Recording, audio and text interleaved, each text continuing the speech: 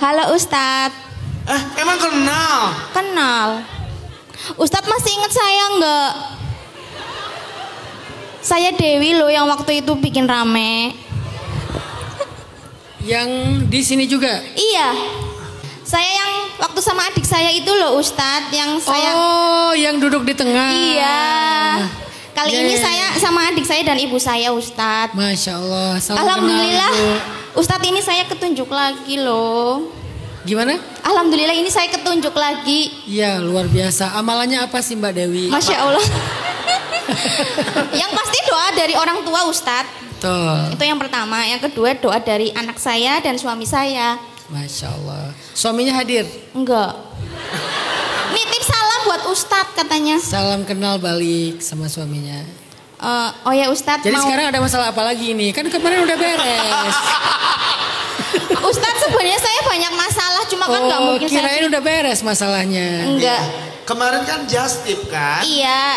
Sekarang juga ada yang just tip lagi, gimana nih? Mbak Dewi itu kurir ternyata. Kurir pertanyaan. Bukan Mbak Dewi nggak nanya ke Ustadz nggak? Nanya. Saya mau nanya, tapi saya mau cerita dulu sedikit. Boleh. Sedikit ya. Sedikit. Gini ya Ustadz, kan kemarin video saya itu kan sempat viral ya. Berapa viewersnya berapa? Nambah follower 34 berapa? juta. 34 juta. Iya, saya kan. Juta. Iya. Asli. TikTok ya? Di TikTok Ustadz. Oh, berarti penasaran, sekarang udah aku jadi. mau lihat. Sekarang udah jadi influencer ya Mbak Dewi ya. Lihat aja Ustadz, nggak apa-apa. Ya, saya juga mau lihat Mbak. Ustadz kan waktu itu setelah dari sini saya juga sempat DM ke Ayah Amanah, sempat DM ke Ustadz juga nggak dibuka, nggak apa-apa sih. Saya emang nggak pernah buka DM. Jangankan Mbak Dewi, DM anak saya aja nggak saya buka. Ya silakan Mbak Gini Dewi. Ustadz, Gimana kan waktu ceritanya? itu ada yang bilang katanya gini, kok nggak sopan manggilnya Tat gitu kan ya waktu itu ya Ustadz, maafnya kayak gini soalnya kan saya udah terbiasa manggil ke guru kelas di anak saya kan Tat Ustadz gitu kan, jadinya keceplosan sama Ustadz, maaf ya Ustadz. Gak apa-apa. Terus ada lagi yang bilang katanya nggak ngefans tadi, kok sekarang bilangnya ngefans. Sebenarnya kayak gini memang. Oh jadi sebetulnya ini lagi menjawab pertanyaan netizen ya? Mau cerita dulu lah Ustadz. Saya kan senang banget loh bisa ketunjuk lagi. Yang pertama, yang kedua saya sangat antusias loh ikut kajian lagi Ustadz. Ya makasih. Terus kan ada yang bilang katanya tadi yang ngefans suaminya, kenapa bilang ngefans? Sebenarnya yang pertama ngefans itu memang suami saya.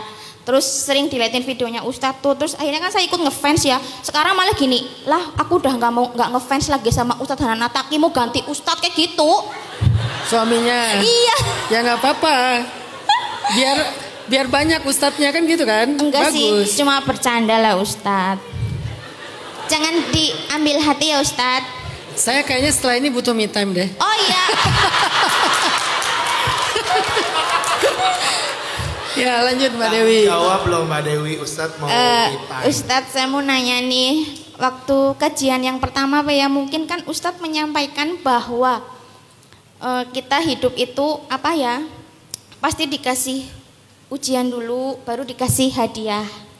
Pelajaran? Ya pelajaran dulu. Enggak, ujian dulu baru pelajaran. Ya itulah, kebalik maaf. Dikasih tahu sama Ustadz. Oh iya, maaf Ustadz, Enggak maaf. apa-apa, santai. Saya mau cerita ya, mau cerita lagi lah. Oh nggak masih apa-apa ada cerita? lah. Enggak, saya kan sudah menikah selama 13 tahun ya Ustadz. Masya Allah. Saya sudah dikaruniai 2 putri, alhamdulillah yang soleha semuanya. Masya Allah. Saya mau nanya, gini apa ya? Saya sih alhamdulillah selama ini nggak pernah dikasih cobaan yang benar-benar berat, begitu enggak sih. Cuma 2 tahun terakhir ini memang saya dikasih cobaan sama Allah itu dari anak saya yang kedua, suami saya, ibu saya dan adik saya itu sakit gitu loh Ustadz. Jadi apa ya, saya tuh nggak bisa membayangkan kalau mereka itu, ya mohon maaf ya kalau tiba-tiba diambil sama Allah gitu ya Ustadz. Terus kan pasti Allah tahu kalau Allah itu ngasih cobaan umatnya, kan pasti umatnya mampu. Berarti kan saya mampu ya memang nih. Lah terus gimana ya caranya biar kita positif bahwa kita nanti akan mendapatkan pelajaran kayak gitu Ustadz, dalam hal misalkan saya dikasih cobaan lewat mereka sakit ini nanti saya dapat misalkan hadiah gitu. Nah, gimana caranya agar saya tuh yakin bahwa nanti kamu tuh pasti dapat hadiah kayak gitu loh Ustadz. Itu yang pertama. Yang kedua, ada yang just tip boleh diterima enggak? Nah, Cukup 2 aja ya. oh iya, Biar 2. yang lain dapat kesempatan. Silakan. Yang itu yang kemarin mau ditanyain enggak? Oh, ini mau rapat keluarga dulu. Enggak, ada yang WA katanya nitip pertanyaan gimana menghadapi sikap orang lain yang selalu nanya ke teman saya itu kapan hamil kayak gitu. Terus menghadapinya gimana? Terus bagaimana cara walaupun itu udah berdoa gitu loh Ustadz. Udah berdoa gitu ya. Lah terus belum dikasih keturunan, lah terus biar kitanya sabar, terus kita bagaimana jawabnya ke orang gitu ya Ut. Nah ya, terus premaning, bener ya gue. Apa itu? Artinya apa? Ada translate nggak Pak? Enggak, itu pertanyaannya seperti itu sudah benar kayak gitu. Oh ya Ustadz, sekarang saya terkenal loh. Terkenal. Iya. Masya Allah, tabarakallah. Mungkin Biar nggak kena ain bilang Masya Allah. Masya Allah, tabarakallah. Mungkin hanya itu aja Pak ya Ustadz, kasihan yang lain. Iya. Ketika kita diuji oleh Allah Subhanahu wa taala dengan ujian apapun, kayak misalnya sekarang Mbak Dewi lagi diuji dengan keluarganya yang sakit secara bergantian, atau mungkin banyak dari keluarga yang dicintainya yang sakit. Cobalah jangan terlalu larut dalam kekhawatiran. Gimana kalau nanti mereka dipanggil sama Allah? Gimana kalau sakitnya semakin parah? Gimana? Anxiety itu obatnya adalah husnuzon billah, berbaik sangka kepada Allah. Allah ngasih sakit bukan hanya kepada mereka, Allah ngasih sakit kepada banyak orang. Dan betapa banyak orang yang survive dengan sakitnya. Baru aja tadi pagi kalau nggak salah ya, ada seorang cewek nanya di sini kalau nggak salah tadi pagi apa kemarin ya. Jadi ada yang nanya, dia bilang, apa saya mimpi ya? Kayaknya tadi pagi deh. Dia bilang dia tuh kena kanker 10 tahun yang lalu. Kemarin ya, berarti hadir ya. Dia kanker 10 tahun yang lalu, divonis sama dokter hidupnya tinggal 3 bulan lagi. Tapi Masya Allah udah 10 tahun. Saya punya teman, dia divonis juga sama, sekitar setahun paling lama atau beberapa bulan lagi. Tapi sekarang udah sekitar 17 tahun dia survive kanker payudara stadium lanjut. Artinya betapa banyak orang yang diuji dengan sakit, dan Allah juga berikan kepada mereka kesembuhan, ada yang diberikan kepada mereka kesabaran, ada yang diberikan kepada mereka keberkahan hidup. Justru gara-gara sakit ibadahnya semakin getol. Artinya jangan terlalu larut dalam prasangka-prasangka yang bikin anxiety. Gimana kalau. Coba belajar husnuzon sama Allah. Kenapa penting husnuzon? Karena kata Allah dalam hadis qudsi, aku tergantung prasangka hambaku kepadaku. Jadi kalau Mbak Dewi atau semua teman-teman pengen yang baik-baik dalam hidup, kebaikan itu tergantung apa yang kalian persangkakan kepada Allah.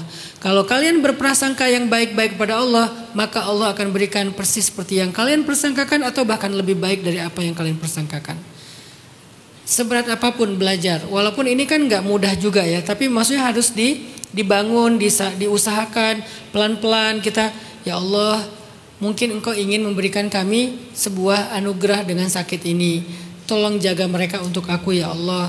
Tolong beri mereka kesembuhan ya Allah. Engkau yang maha menyembuhkan. Coba sampaikan kalimat-kalimat yang baik kepada Allah.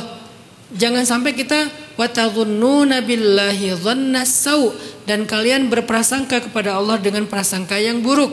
Adh-dhannina billahi dhannas sau, orang yang berprasangka kepada Allah dengan prasangka yang buruk. Jangan sampai kayak gitu. Jadi teman-teman yang dirahmati Allah, rahasia dari bisa mengobati kecemasan, belajarlah berprasangka yang baik kepada Allah. Yang kedua, ada teman Mbak Dewi nanya di WA, gimana ngadapin orang yang suka mempertanyakan hal-hal yang kita belum dapatkan. Kapan kamu diterima kerja? Kapan kamu menikah? Kapan kamu punya anak? Kapan kamu ini? Kapan kamu itu? Balik lagi kepada pembahasan kita hari ini. Kata Allah di dalam surat Al-Muzammil surat 73 ayat 10, wahjurhum, abaikan mereka. Wasbir ala ma yaqulun, bersabarlah terhadap ucapan mereka. Caranya wahjurhum hajran jamila, abaikan mereka dengan cara-cara yang baik. Jadi kalau kita diomongin orang dengan omongan yang gak nyaman, kata Allah wasbir ala ma yaqulun, bersabarlah terhadap omongan mereka, ucapan mereka. Cara bersabarnya wahjurhum, abaikan mereka, tinggalkan mereka, nggak usah direspon. Kalau terlalu annoying banget, ya udahlah, skip aja nomornya, blok aja nomornya. Kalau udah terlalu mengganggu banget, unfollow aja dia, nggak usah terlalu direspon lagi. Kalau nggak terlalu annoying atau nggak mungkin kita blok, ya minimal jangan direspon, jangan di replay, jangan di debat, udah diamin aja. Kalau mau dijawab, jawab aja sewajarnya, doain aja, udah pergi. Kalau mereka lanjutin obrolannya, tinggalkan aja mereka. Karena itu demi kesehatan mental kita. Gitu Mbak Dewi, Allahu a'lam.